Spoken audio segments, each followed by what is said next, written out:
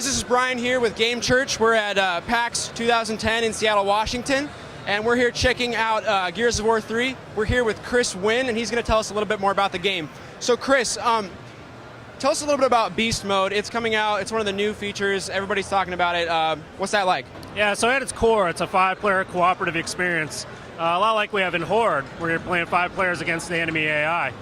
What's really different is now you play as the Locust, the monsters, which is really cool in itself.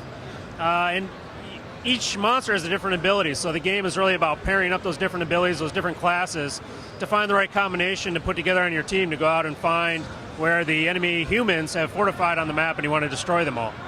Tell us a little bit about the Horde that we're going to get to play in Beast Mode.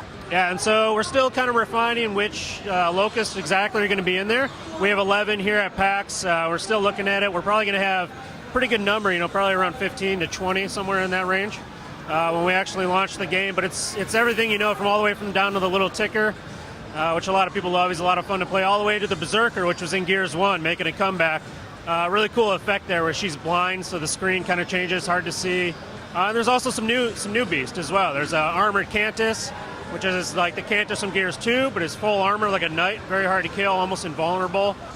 With these cool spikes on her head, she can chew people up. We have something called a Centipede, which is like this wicked little centipede. You can only kill her by shooting her in the butt, which is fun. Kind of glows purple. And but then she can chop people in half. It's a lot of fun. And there's some new boomers. It's just a lot of fun to go from like a little tiny ticker all the way up to these giant boomers. It's really cool.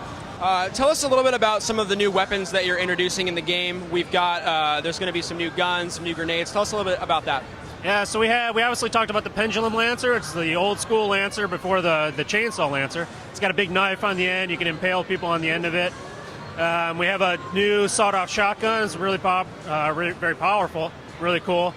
One of the big new grenades is the Digger Grenade, which is coming on one of the boomers. The grenade goes underground, burrows underground, pops up behind cover and blows you up. So what happens if you shoot it right underneath somebody? Yeah, if you can time it just right, it'll come right up through them and then blow up from the inside out, and that's a cool effect. Let's talk a little bit about the story. So at the end of Gears 2, Jacinto has been flooded and sunk. So where's the story picking up as we move into Gears 3, which is the final chapter, correct? It is, yeah. It's the final chapter, Delta Squad, which is Marcus, Cole, and Barrett, and Dom, of course.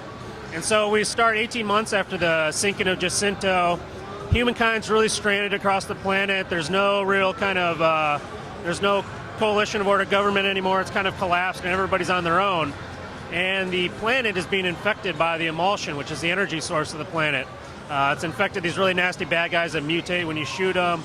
And so, throughout the game, you're trying to work through and find Marcus's father, who's back, he's not dead, and who believes he knows how to save the planet and save humankind. As far as the multiplayer co-op is concerned, how does having more, being able to play more players, how does that affect the gameplay in campaign mode? What's kind of new is you're going to go start to finish 4-player co-op. It's built. We're building it from the very beginning of our development on this game to be a 4-player experience, and so you'll notice that when you play it. And it's just a lot more integrated, a lot more friendly to 4 players. Very, very cool. There's experience early on where you actually get to play as different characters, so you get to play as Cole as the main character. People love Cole, and that'll be really cool. But the big thing is just, we talk a lot about co-op being very popular in Gears. You want to play co-op, you want to play on Gears, and so it's taking it to the next level for us. And my last question is it going to be more bloody? Well, yeah, I think we can say it's more bloody. We have custom executions for every single weapon, and just some real nasty ones. I don't want to talk them quite yet, but they're good. I don't think it could get much bloodier than that. So we're going to go here and check out some of the other stuff at PAX. Thank you very much for your time. I appreciate it. Thank you. Have a good day.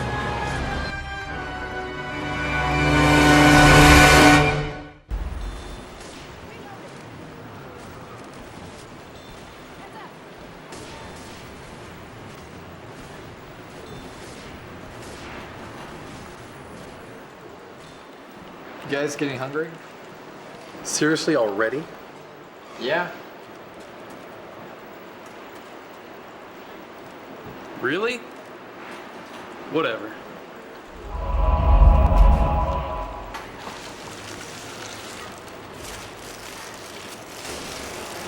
Hey, I just remembered. My car is really low on gas.